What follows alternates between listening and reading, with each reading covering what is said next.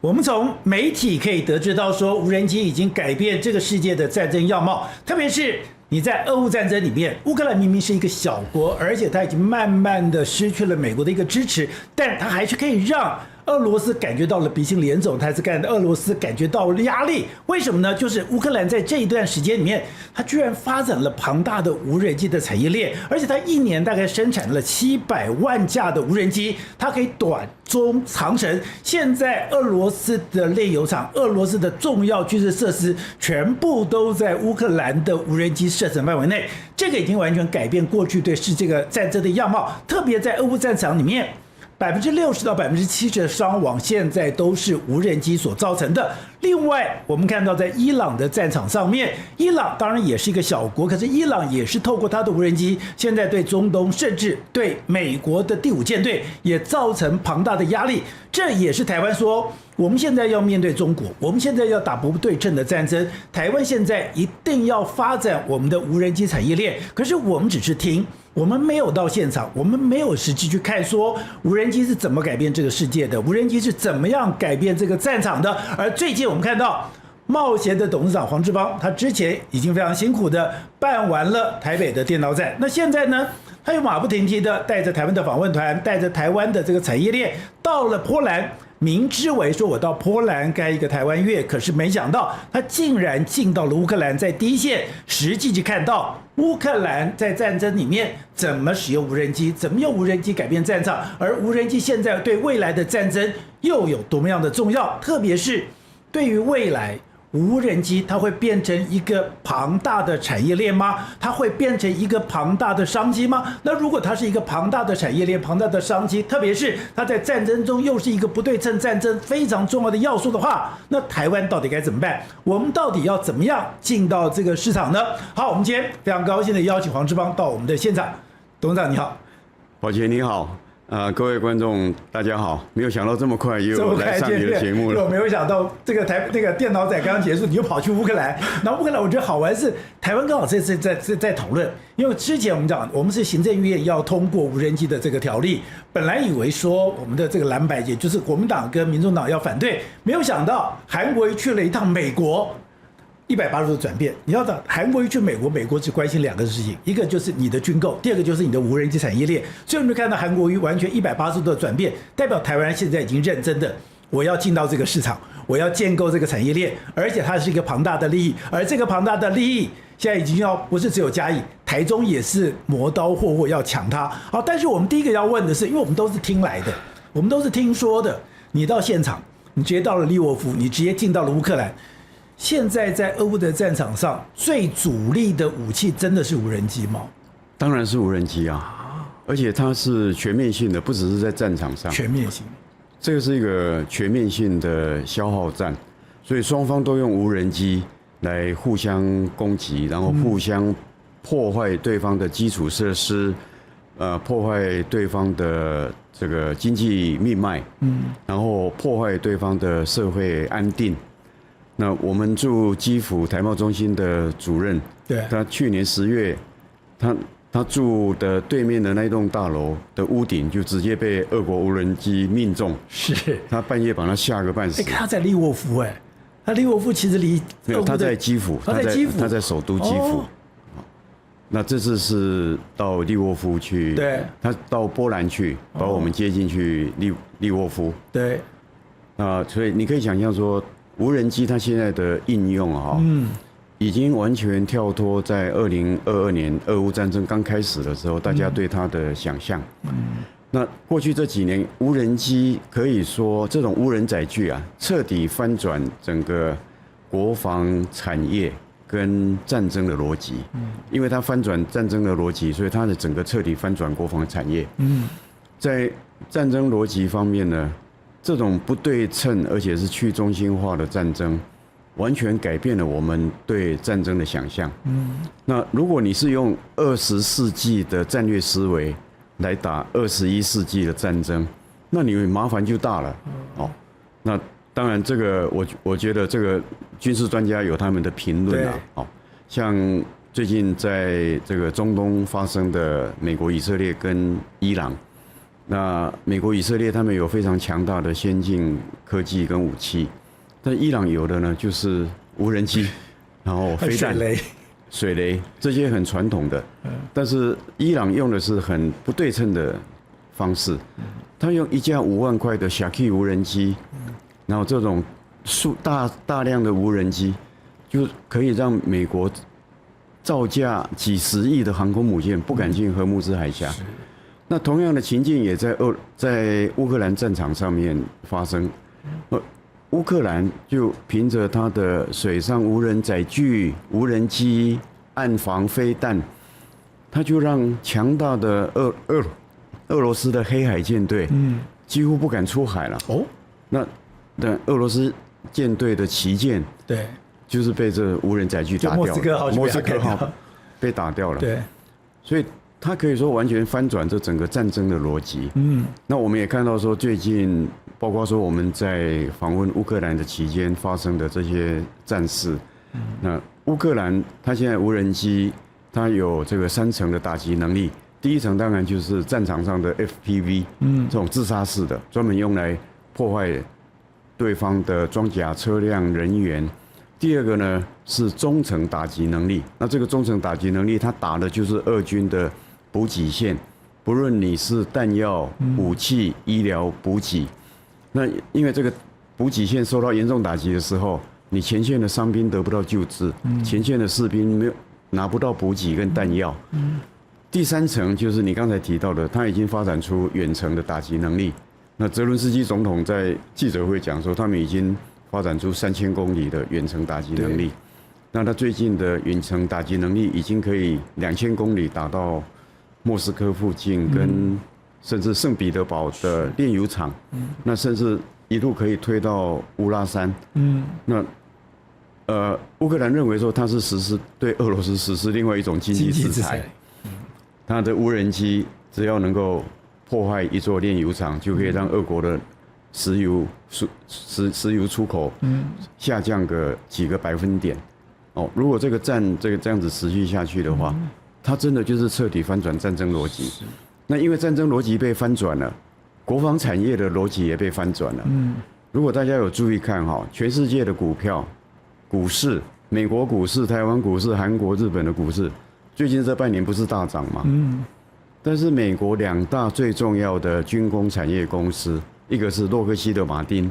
一个是那个雷神 Northrop Grumman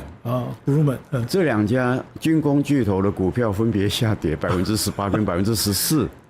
为什么？因为就是代表说这种传统、这种大平台、大载具，然后昂贵的设备的时代。那个时代已经被翻转了，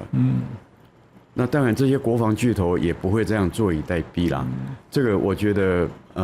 有时候我们在发展我们未来的军工产业，也真的要思考一下，说他们这种应变的速度。这些国防巨头呢，他马上投入国防新创，然后用这个并购这种技术发展非常快速的。这些国防新创公司取得最新的技术哦，所以无人机它真的是已经彻底翻转。所以你说整个战争产业、战争思维、战争产业都在改变，都在改变。所以我认为说，伊朗跟乌克兰它是用21世纪的战略思维，在打这场战。而且你讲说，现在无人机可怕的是在它防不胜防。是它防不胜防，跟刚讲说，因为我的无人机我进去，现在在俄乌战场上面。60%到70%的伤亡都是无人机所造成的，跟你过去想象那个飞机、大炮、这个炮弹造成的伤亡的比例是完全不一样。现在战场上甚至有人说80%的伤亡是无人机造成的。对，那这个无人机现在已经发展到美国的新创公司有发展到它的无人机可以在上空6小时，长时间的滞留，监控战场。那你战场里面呢，只要是像坦克车的引擎发动，或者是你雷达开机，开始扫描，对，他马上看到了，然后他就是自杀式的，对，就下来打你，你想想看那有多可怕？而且无人机很难被侦测到吗？因为它并不大，所以它非常的安静。对，所以它不大，它又很安静，所以它可以滞空6个小时的时候，你用现在的雷达或者你用现在的防空设备，就很难抓到它。不，因为它是移动的，它会随时移动。对，随时移动，然后再加上说结合现在 AI 的科技，对，那人工智慧在这场战争里面扮演非常非常重要的角色，尤其是战场管理。好，那你这次特别去了，也把台湾的厂商带去。我知道乌克兰这几年其实不断的都到台湾来，他们其实一直要到台湾来寻求台湾的这个供应链，因为你之前讲说，他在红外线的设备上面，在 MCU， 也就是说在微处理器上面，他们这个需求很高，因为他们现在也进到了一个新的竞赛，以前是1对1，也就是我一个无人机过去，然后我找到一个目标，我找到自身无人机，我就把你攻击。可是现在两边都在提升，两边在提升的时候，像乌克兰也要进到下一个阶段，叫蜂群战略。蜂群战略就是我要很好的微处理器，我要彼此能够沟通，我这个上去了以后，我要自己可以作为单独作战，而这个东西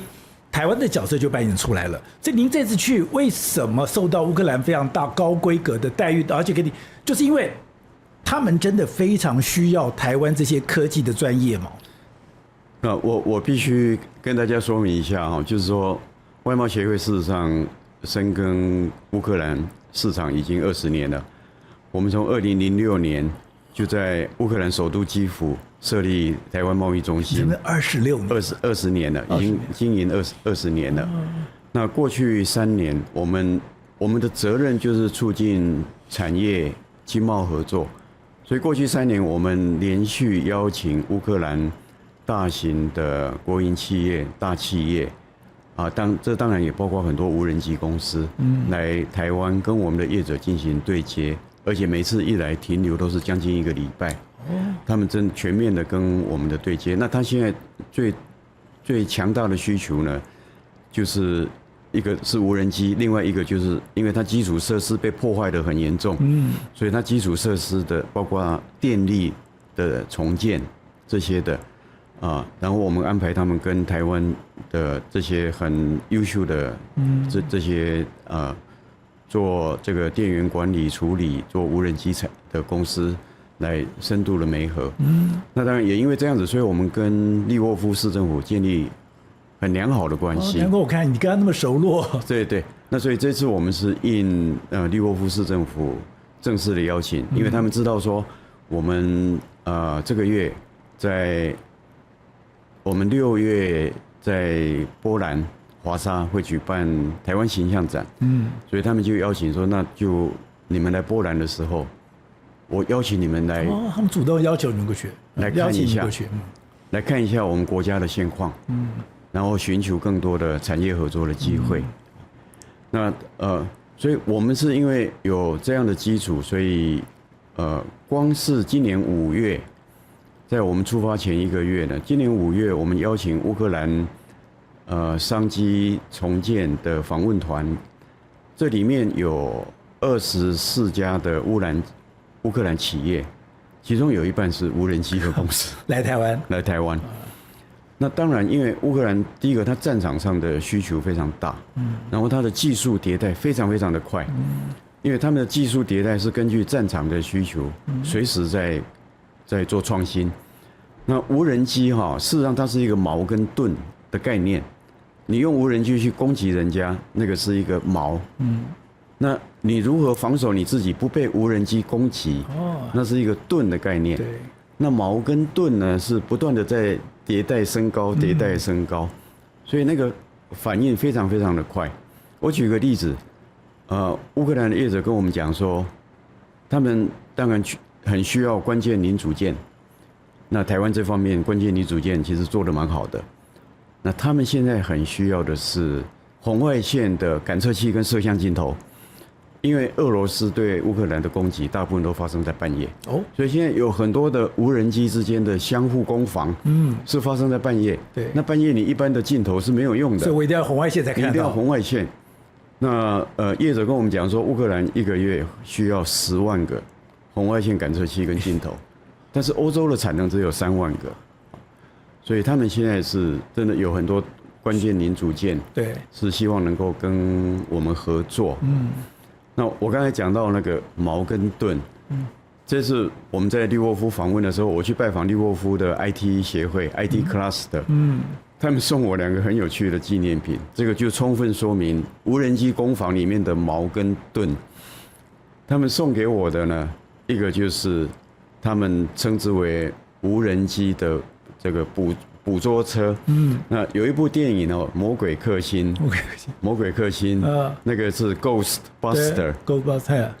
那他们就从 Ghostbuster 的电影里面得到这个灵感，对，所以IT 协会呢，因为里面都是 IT 公司，相对比较有资源，所以他们就出钱出力，然后他们就把这个 Ghostbuster 魔鬼克星里面的那个他们这才能像一个捕捉网一样，所以他们就那台车，他们送我的纪念品就是这台车。那这台车呢，当然就是从魔鬼克星来的概念。对。那 IT 协会呢，他们就捐了好几批的福特皮卡车，然后把这些反无人机的设备，你上面那个都是反无人机的设备，对，把这个反无人机的设备用在装在福特的皮卡车上面，然后捐给他们的军方，用来保卫他们的基础设施。那他们把它叫做 Shaki Buster，Shaki 就是伊朗无人机的名称嘛。对。所以当然俄罗斯是从伊朗引进很多的无人机，那他们用这个呢来保卫他们的基础设施，因为俄罗斯是专门打它的电力、能源这些基础设施，所以这个叫做 Shaki Buster， 他们现在把它当作重要的纪念品来送给来访的贵宾。对，他们现在怎么做到？他们是用雷达吗？他们是用什么方式把这些无人机给打下来的？当然细节他没有讲，但是上面从网站上也可以，如果你去查这个 IT Cluster 他们的这个 Shaki Buster 的新闻稿，他会讲到说他是用这个反制干扰，那甚至上面呢还有这种可以主动攻击，就是定位来袭的无人机，然后主动攻击把它打下来的设备，我可以抓到你，我可以定位你，然后可以把你攻下来。对，然后他们还送我一个很有趣的纪念品，就是这个。这是什么？这个是乌克兰打下来的俄国无人机的碎片残骸，那他们把它变成艺术品，然后装在盒子里面，对，送给贵宾。那我觉得这个是蛮有创意的。那我的感觉啦，就是战争啊，真的把这个国家的潜力啊，逼到了一个极限，真的逼到了一个极限。那我们常常讲的一句俗话啊，生于忧患啊，死于安乐。我觉得乌克兰就是这句话最好的注解，因为它本来没有无人机产业。它现在一年有人讲说700万，有人说现在已经可以生产到一年1000万，1000万，对，有时候1000万的无人机，对，而且这无人机是长中短程都有，是，而且它的带的弹头的量是越来越大，也就是说，你想想看，它本来跟俄罗斯的比是1:20，比如在人员跟武器、坦克各方面那个差距是20倍的差距，没有想到居然已经可以逼着普丁现在手足无措。他的无人机产业真的是被逼出来的。宝杰，我们2个都在做重训。我们做重训的人都知道说，你要长肌肉啊，一定要对它施加压力，而且甚至是破坏，要破坏，超负荷的破坏。对，我的教练每次不论是我做肩、胸、上半身、下半身的时候，他到最后会给我加码。他说：“董事长一定要加码，因为你要到那 almost fail 的这个，对 almost fail， 对，几乎崩溃的状态。对。”那他的无人机产业，甚至他的国家韧性就是这样逼出来的。我去拜访的利沃夫的一家无人机公司，它是2022年战争爆发以后的5、6月的时候成立的。所以它真的就是战争逼出来的一家无人机公司，然后到现在才4年，已经开始大量的量产。那我去拜访的是他的研发中心，然后他在全国有好几个生产地点。那当然因为战争的关系，所以他们是严格保密，所以我们也不能带媒体去，我也不能透露这个公司的名称。那他们里面啊都是年轻人，他的 CEO 是一个很漂亮的女孩子，很年轻的女孩子，你可以想象吗？年轻的漂亮的乌克兰女孩子，然后就是无人机公司的武器公司的 CEO 无人机公司的 CEO， 对，而且他们是专门提供给乌克兰军方。那他的无人机产能真的是被逼出来的，对，所以一定要有压力你才会长出肌肉出来。那我们台湾也在发展无人机产业，我觉得我们是应该要思考这个问题。好，那刚刚讲乌克兰，它现在当然是全世界无人机的重镇。你比方在无人机的这个战场上的管理，它的迭代，有人讲你半年前的无人机的概念，在半年后都已经不能用了。所以现在有一个说法，就是说，现在我们当然会提供它很多关键零组件。当我们提供给它关键零组件的时候，其实现在全世界最渴望就是乌克兰的战场管理，因为有很多的现实的状况。我这无人机到底怎么使用？无人机的天候、无人机的气温、无人机的各种状态，甚至无人机的这个攻防，你刚刚讲那个攻防所有的参数，我们台湾可以拿到吗？现在有一种说法是我们提供关键零组件，但是我们可以拿到乌克兰最等于说的现场的战场上的一个战术。如果这样，对我们的无人机发展就变得非常重要了。乌克兰它现在已经在输出它的无人机的这个战术战略跟防卫的这个 know how。那我们看到就是像这个波湾战争爆发，就是最近的，他跑去沙烏地阿拉伯。对，那好像美国也邀请了200个乌克兰无人机的专家，去协助这些海湾国家防御来自伊朗的无人机。那我知道。可能很多其他国家，北约甚至亚太地区的我们的这些主要的盟邦，都有跟乌克兰这边在取经，就看看说这个经验有什么可以来这个学习。那宝洁，乌克兰现在已经是欧洲第1大军事强国对，它的强国不见得说它有最多的飞弹，它有最多的坦克，但是你看它的实战经验，它的无人机的整个产业跟无人机的作战的战术、战略、攻防这些，它真的是欧洲第1大军事强国。甚至说，我们如果不算俄罗斯的话，那但是在台湾呢，有一位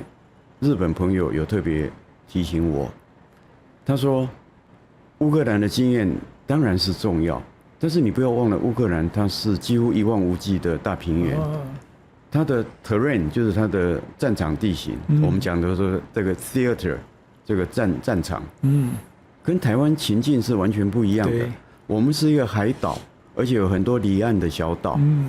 所以海岛攻防的无人机战术战略是不一样的。所以我觉得我们是很有这个潜力就是我们讲的说重训压力测试、压力，然后长肌肉。那因为我们跟乌克兰的情境不一样，我们这种海岛型防御，如何用不对称的作战，能够发展出我们自己的一套的这个无人机的战术如果我们发展出来，那个跟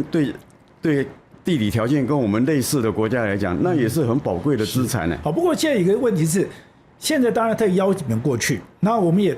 也希望能够打进，因为毕竟那个全世界最大的无人机生产的工业链是在乌克兰，